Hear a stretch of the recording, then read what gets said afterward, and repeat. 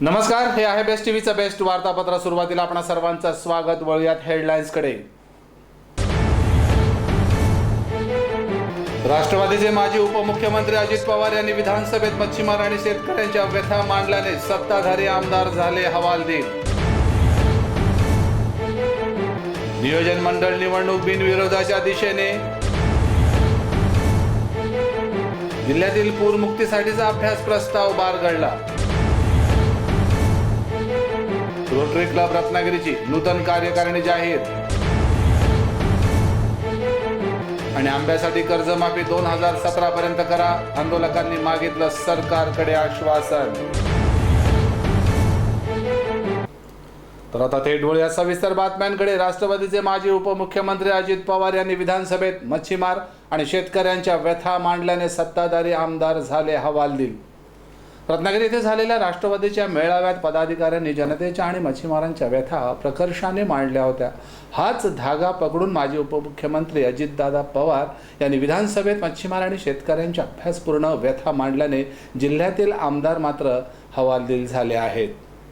सरकारने शेतकऱ्यांना कर्जमाफी देताना कोकणावर अन्याय केला आहे। कोकणातील मच्छीमार तसेच फळबागायतदारांना कर्जमाफी मिळायलाच हवी अशी मागणी माजी उपमुख्यमंत्री अजित पवार यांनी मंगळवारी विधानसभेत केली। त्यामुळे जिल्ह्यातील सत्ताधारी आमदार हवालदिल झाले आहेत। शासन आमचे असे म्हणणाऱ्या या सत्ताधारी आमदारांना आपल्या व्यथा मांडता मात्र काही आलेल्या नाहीत। नुकत्याच झालेल्या राष्ट्रवादीच्या रत्नागिरीतील जिल्हा मेळाव्यात माजी उपमुख्यमंत्री अजित पवार यांच्यासमोर राष्ट्रवादीचे प्रांतिक सदस्य बशीर मुर्तुजा यांनी मच्छीमार आणि शेतकऱ्यांच्या व्यथा प्रकर्षाने मांडल्या होत्या। या सर्व गोष्टींचा परिपूर्ण अभ्यास करून अजितदादांनी विधानसभेत आवाज उठवला। इथला मच्छीमार जो आहे, बाहेरचे परप्रांतीय मच्छीमार येतात, इथला मासा घेऊन जातात आणि हा जो माझ्या कोकणातला मच्छीमार आहे, महाराष्ट्रातला मच्छीमार आहे, आमच्या महाराजांच्या शिवाजी महाराजांच्या राज्याचा मच्छीमार आहे, तो आज परप्रांतीय मच्छी लुटून देताना फक्त डोळ्यामध्ये आशा लावून बघत आहे। आणि ही परिस्थिती मच्छीमाराची आलेली आहे। अत्यंत वाईट परिस्थितीमधून मच्छीमाराचा संघर्ष करत आहे। दादा, आजच्या या कार्यक्रमाच्या वेळी मी आता तुम्हाला विनंती करतो की ज्याप्रमाणे शेतकऱ्यांचं आंदोलन आपण राष्ट्रवादी पक्षातर्फे पेटवलं, ज्या महाराष्ट्राच्या शेतकऱ्यांना न्याय मिळवून देण्याकरिता आपण दिवसाचा नाद केला आणि ह्या जीवाच्या रानामधून आज त्यांना कुठेतरी आशेचा किरण निर्माण झालेला आहे आणि त्यांच्या समोर काहीतरी येण्याची परिस्थिती निर्माण झालेली आहे। त्या परिस्थितीमध्ये मी तुम्हाला एक विनंती करतो, या कोकणाचा जो मच्छीमार आहे ते तुला मूळ शेतकरी आहे। या कोकणाची जी अर्थव्यवस्था ही या मच्छीमारावर अवलंबून आहे आणि तो जर आता अडचणीत आहे। म्हणून माझी आपल्याला एक विनंती आहे की या मच्छीमारांची देखील कर्जमाफी झाली पाहिजे आणि त्यांना या कर्जाच्या विळखातून सोडवलं गेलं पाहिजे। अशा प्रकारच्या या कार्यक्रमांवर रत्नागिरी जिल्ह्यातील मच्छीमार आणि शेतकऱ्यांच्या व्यथा पोटतिडकीने या मेळाव्यात अनेक नागरिकांनी व्यक्त केल्या होत्या। हाच धागा पकडून अत्यंत हुशार आणि चाणाक्ष समजले जाणारे राष्ट्रवादीचे नेते आणि राज्याचे माजी उपमुख्यमंत्री अजित पवार यांनी सुरू असलेल्या विधानसभेत शेतकऱ्यांना कर्जमाफी मिळतानाच मच्छीमारांनाही कर्जमाफी लागू करावी यासाठी हा मुद्दा कटाक्षाने मांडलाय। सरकारने कर्जमाफी देताना कोकणावर अन्याय केला आहे। येथील शेतकरी पोटापुरती भात शेती करतो, त्यामुळे भात शेतीसाठी तो कधीच जास्त कर्ज घेत नाही। येथे फळबाग करणारे शेतकरी अधिक असून आंबा आणि काजू उत्पादक प्रामुख्याने कर्ज घेत आहेत। मात्र शेतकऱ्यांना कर्जमाफी देण्याच्या योजनेत आंबा काजू उत्पादकांचा समावेश नाही। मच्छीमारांनाही या कर्जमाफीचा फायदा होणार नाही, यासाठी सरकारने मोठ्या मच्छीमारांनाही कर्जमाफी द्यावी असा आग्रह त्यांनी धरलाय। रत्नागिरीसह कोकणामध्ये अनेक छोटे मच्छीमार आहेत। ते छोटे होडी घेऊन मच्छीमारी करतात। हे लोक शेती करत नाहीत, मत्स्यशेती हीच त्यांची शेती, त्यामुळे त्यांनाही कर्जमाफी मिळालीच पाहिजे असं अजित पवार यांनी विधानसभेत सांगितलं। कोकणात संघर्ष यात्रा झाली त्यावेळी त्यांनी जिल्ह्यातील सावर्डे रत्नागिरी येथे शेतकऱ्यांशी आणि मच्छीमारांशी संवाद साधला असता हे प्रश्न प्रामुख्याने येथील नागरिकांनी मांडले आणि हाच धागा पकडून मच्छीमारांच्या समस्येवर त्यांनी विधानसभेत बोट ठेवलं आहे। सुभाष देशमुख साहेब, आपण लोकमंगल चालवता, आपण बरंच काही संस्थाचा आपण अनुभव घेता। मला एक सांगा, त्याच्याकडे 1.5 लाख रुपयाचं कर्ज त्याला म्हणजे माफी मिळायला पाहिजे। उद्याच्याला दादाजी भुसे यांच्याकडे 5 लाख रुपये म्हणजे शेतकरी या नात्याने कर्ज असेल, त्यांना तुम्ही काय सांगता, पहिले 3.5 लाख रुपये भर, मग 1.5 लाखाचा बेनिफिट देऊ। अहो, त्याच्याकडे 3.5 लाख असते तर कशाला तुमच्या दारातच झाले असते? काहीच कारण नाही ना। माझं अध्यक्ष महोदय, त्याच्या संदर्भात आमची भूमिका काय की शेतकऱ्याला कारण नसताना तुम्ही इथं अडचणीत आणू नका। ह्या शेतकऱ्याला जर तुम्हाला बेनिफिट द्यायचा असेल तर त्याचे 1.5 लाख भरून टाका त्या शेतकऱ्याचे आणि त्याला सांगा आम्ही तुझे 1.5 लाख भरले, ते बाकीचं आता तुझं काय असेल ते बघ. तो बघेल ना, तो काहीतरी तिथं पावड्याकडनं रावळ्याकडनं कुणाकडनं तरी जाऊन. पण ही कर्जमाफी नाहीये डॉक्टर, ही कर्ज वसुली आहे. वन टाइम सेटलमेंटच्या नावाने हिस्टरीचे वाटतात ते मानतो मी. आम्ही शेवटी शेतकऱ्यांचं प्रतिनिधित्व, आम्हाला राजकारण नाहीच करायचं. आम्ही जर राजकारण करायचं असतं तर माझा आजचा मुद्दाच बरोबर होता, आम्ही सभागृह चालूनच नसतं दिलं. परंतु त्याच्यातनं शेतकऱ्यांच्या महत्वाच्या प्रश्नाच्या संदर्भातली चर्चा ही थांबली असती, ती आम्हाला थांबून द्यायची नव्हती. आणि म्हणून सर्व विरोधी पक्षांनी ठरवलं चला ऐकत नाही ना, मुद्दा बाजूला ठेवा आणि चर्चेला सुरुवात करा. राष्ट्रवादीचे माजी उपमुख्यमंत्री अजित पवार यांनी मच्छीमार आणि शेतकऱ्यांच्या व्यथा विधानसभेत मांडल्याने जिल्ह्यातील सत्ताधारी आमदार हवालदिल झाले. कारण या सत्ताधाऱ्यांनी कधीच येथील मच्छीमार आणि शेतकऱ्यांचे प्रश्न शासन दरबारी लावून न धरल्याने अजूनही शेतकऱ्यांना कर्जमाफी मिळाली नाही, ही वस्तुस्थिती आहे. तर जिल्हा नियोजन मंडळाच्या निवडणुकीसाठी विविध अर्ज जिल्हा नियोजन निवडणूक मंडळाकडे दाखल झाले असून 24 जागांसाठी 45 उमेदवार रिंगणात उभे आहेत. उमेदवारांनी आपले अर्ज मागे घेण्याची 2 ऑगस्टपर्यंत मुदत असून त्यानंतर निवडणूक बिनविरोध होणार की नाही याचंही चित्र स्पष्ट होणार आहे. जिल्हा नियोजन समितीच्या निवडणुकीसाठी जिल्हाधिकारी कार्यालयात विविध पक्षांनी आपले निवडणूक अर्ज मोठ्या लगबगीने सादर केले. यामध्ये 46 अर्ज दाखल झाले असून त्यामध्ये ग्रामीण क्षेत्र मतदारसंघाच्या 21 जागांसाठी 34, लहान नागरिक क्षेत्र मतदारसंघाच्या 2 जागांसाठी 9 अर्ज, तर संक्रमणात्मक क्षेत्र मतदारसंघाच्या 1 जागेसाठी 3 उमेदवारांनी अर्ज दाखल केले आहेत. अप्पर जिल्हाधिकारी तथा निवडणूक निर्णय अधिकारी बाळासाहेब बेलदार यांच्या मार्गदर्शनाखाली हे अर्ज दाखल करण्यात आले. 2 ऑगस्टला अर्ज मागे घेण्याची मुदत असून त्यानंतर ही निवडणूक बिनविरोध होणार की नाही याचं सूत्र स्पष्ट होईल.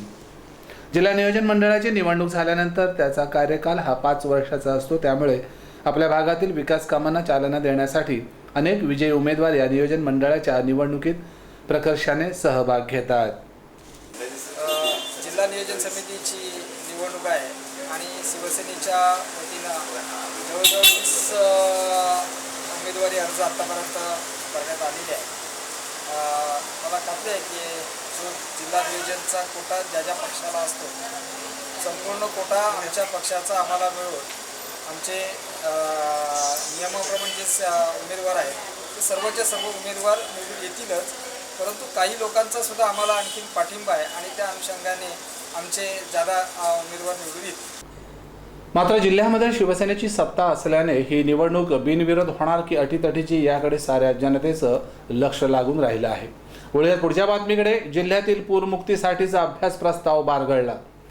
रत्नागिरी जिल्ह्यातील विविध शहरांना आणि गावांना दरवर्षी पुराचा फटका बसतो. यामध्ये कोट्यावधी रुपयांची हानी होते तर अनेकांचे संसार वाहून जातात. या परिस्थितीवर मात करण्यासाठी पूरमुक्तीसाठीचा अभ्यास प्रस्ताव अखेर बारगळला आहे.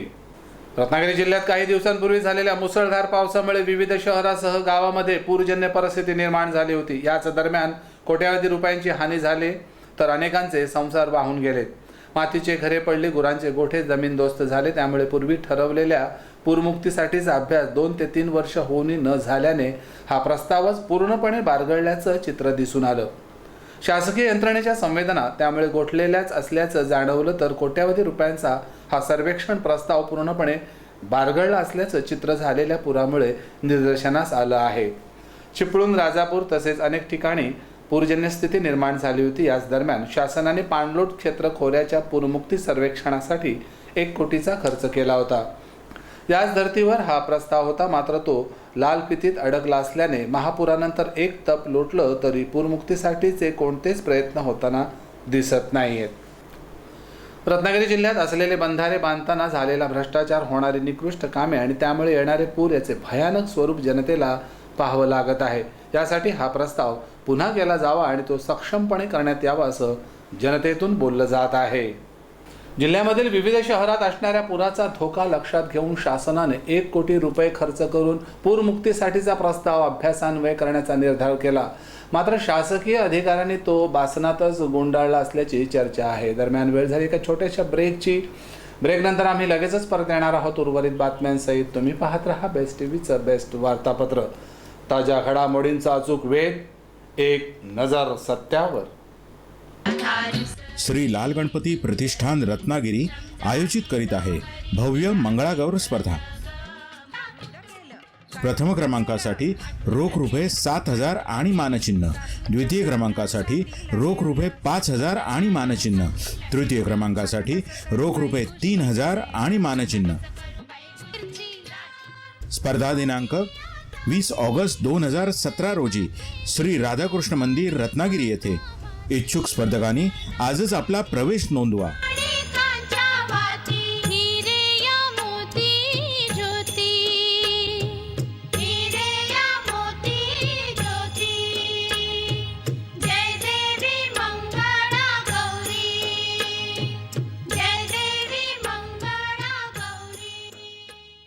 उद्यमनगर राजापूर कॉलनी येथे सर्व सोयींनी परिपूर्ण रेडी पोझिशन फ्लॅट उपलब्ध। उद्यमनगर येथील कॉन्व्हेंट स्कूल पासून अगदी हाकेच्या अंतरावर दर्जेदार बांधकाम, आधुनिक सुविधा आणि मध्यमवर्गीयांना परवडणाऱ्या दरात सर्व सुख सोयींनी उपलब्ध अशी शानदार इमारत Baitul Aman concealed plumbing, stainless steel सिंकसह ग्रेनाइट किचन ओटा आणि संपूर्ण इमारतीला बाहेरून वॉटरप्रूफ कलर, कवर्ड पार्किंग अशा एक नव्हे तर अनेक नाविन्यपूर्ण सुविधांनी परिपूर्ण अशी शानदार इमारत बैतूल अमान। बुकिंगसाठी संपर्क करा 98 20 24 99 79।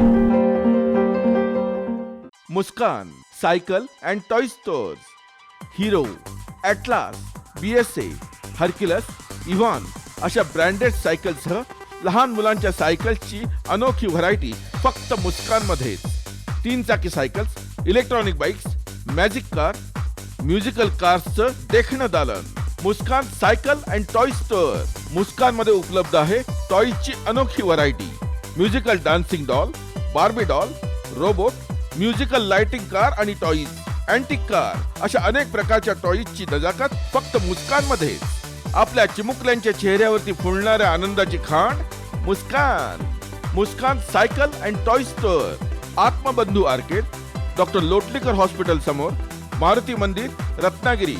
Phone number 96 89 03 06 09। ब्रेक नंतर पुन्हा एकदा आपलं स्वागत। रोटरी क्लब रत्नागिरीची नूतन कार्यकारिणी जाहीर। सामाजिक बांधिलकी जपणाऱ्या रोटरी क्लब तर्फे सन 2017-18 या वर्षासाठीचा पदग्रहण सोहळा नुकताच आयोजित करण्यात आला होता। यामध्ये रत्नागिरीची नूतन कार्यकारिणी जाहीर करण्यात आली।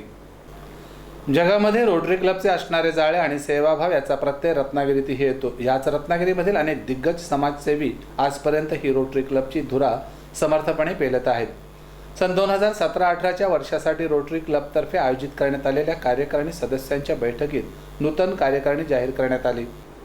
यावेळी रोटरी क्लबच्या अध्यक्षपदी निलेश पुळे यांची निवड करण्यात आली, तर सेक्रेटरीपदी वेदा मुकादम, तर खजिनदारपदी राजीव देवळे यांची निवड करण्यात आली। याचं चित्रीकरण केलं आहे बेस्ट टीव्हीचे आमचे प्रतिनिधी प्रशांत हरचेकर यांनी। रोटरी क्लबच्या पदग्रहण समारंभाच्या सोहळ्याच्या वेळी Rotary past district governor Raju Pradhan उपस्थित होते। यावेळी त्यांनी बोलताना सर्वांनाच नवचैतन्याचा संदेश दिला। ज्यांची बाग फुलून आली त्यांनी 2 फुले दिली,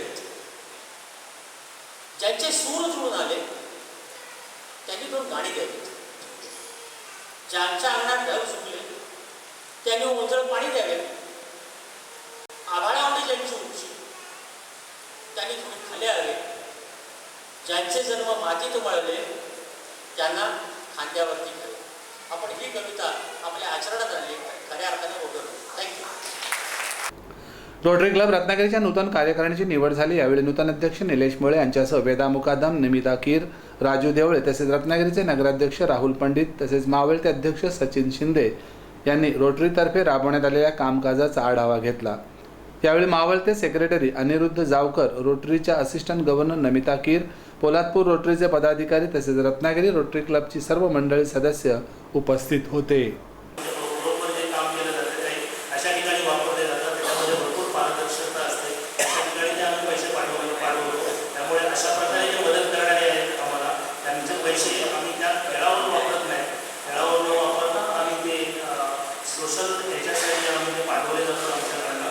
भविष्यात तुम्ही अशी आम्हाला मुलाची मदत करत नाही की तुमचे पैसे योग्य ठिकाणी वापरले जातील आणि जी काय आम्ही बाकीच्या या ज्या सगळ्या गोष्टी करतो ते पर्सनली आम्ही सगळे आपापले पैसे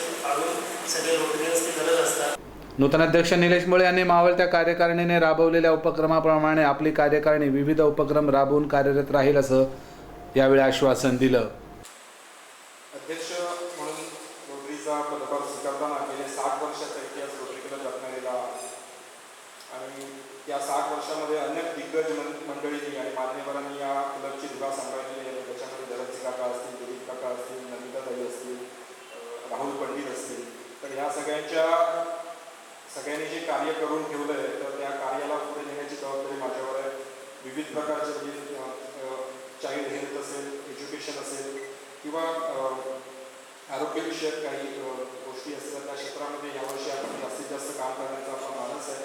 आणि या सगळ्या कार्यामध्ये सर्व रोटेरियन्स आणि रत्नागिरीतल्या सर्व मान्यवरांचं सहकार्य लाभेल अशी खात्री आहे.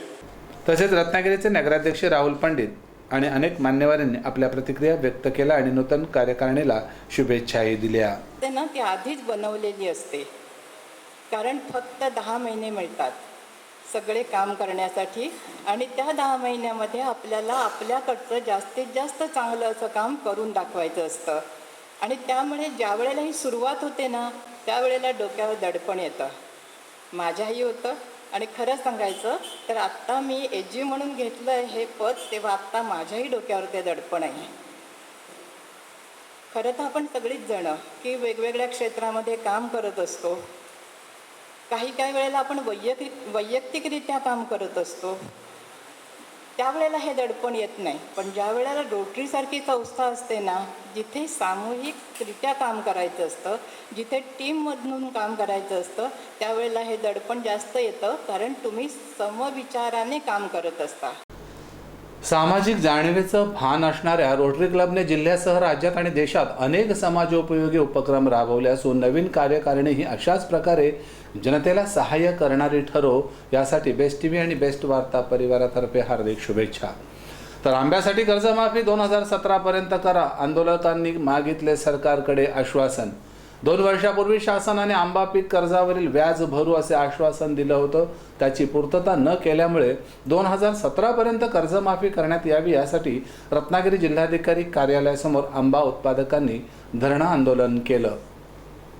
रत्नागिरी जिल्ह्यातील अनेक आंबा शेतकरी व्यापाऱ्यांनी आपल्याला कर्जमाफी मिळावी यासाठी अधिवेशन काळात रत्नागिरी जिल्हाधिकारी कार्यालयासमोर 1 दिवसाचं धरणं आंदोलन करून आपला आवाज शासनापर्यंत पोहोचवण्याचा प्रयत्न केला. याबाबतचं निवेदन जिल्हाधिकाऱ्यांना देण्यात आल्यानंतर उपस्थित आंदोलकांनी आपल्या मागण्या व्यक्त केल्या. शासनाने शेतकऱ्यांसाठी महाराष्ट्रासाठी एकाच पद्धतीचे नियम न करता रत्नागिरी जिल्ह्यातील आंबा काजूसाठी वेगळे नियम असणे गरजेचं आहे. तसेच सन 2017 पर्यंत कर्जमाफी केली जावी यासाठी हे आंबा व्यापारी आक्रमक झाले होते. आंदोलकांनी 2017 पर्यंत कर्जमाफी केली जावी असं सरकारकडे आश्वासन मागितल्यानंतर हे आंदोलन स्थगित करण्यात आलं. शासनाने वेगवेगळ्या प्रांतानुसार कर्जमाफीचे निकष करणे गरजेचे आहे, तरच या विविध प्रांतांना आणि विविध भागांना निर्णायक न्याय मिळू शकतो. आणि आता हे बातमीपत्र संपल्यानंतर लगेचच आपण पाहणार आहोत एक विशेष माहितीपट. तर या होत्याच्या सविस्तर बातम्या. आणि आता जाता जाता शेवटी पुन्हा एक नजर ठळक घडामोडींवर. राष्ट्रवादीचे माजी उपमुख्यमंत्री अजित पवार यांनी विधानसभेत मच्छीमार आणि शेतकऱ्यांच्या व्यथा मांडल्याने सत्ताधारी आमदार झाले हवालदिल. नियोजन मंडळ निवडणूक बिनविरोधाच्या दिशेने. जिल्ह्यातील पूरमुक्तीसाठीचा अभ्यास प्रस्ताव बारगळला. रोटरी क्लब रत्नागिरीची नूतन कार्यकारिणी जाहीर. आणि आंब्यासाठी कर्जमाफी 2017 पर्यंत करा, आंदोलकांनी मागितलं सरकारकडे आश्वासन. आणि याबरोबरच हे बातमीपत्र संपलं. भेटूया पुढच्या बातमीपत्रात. ताज्या घडामोडींसाठी पाहत रहा फक्त बेस्ट टीव्हीचं बेस्ट वार्तापत्र. नमस्कार.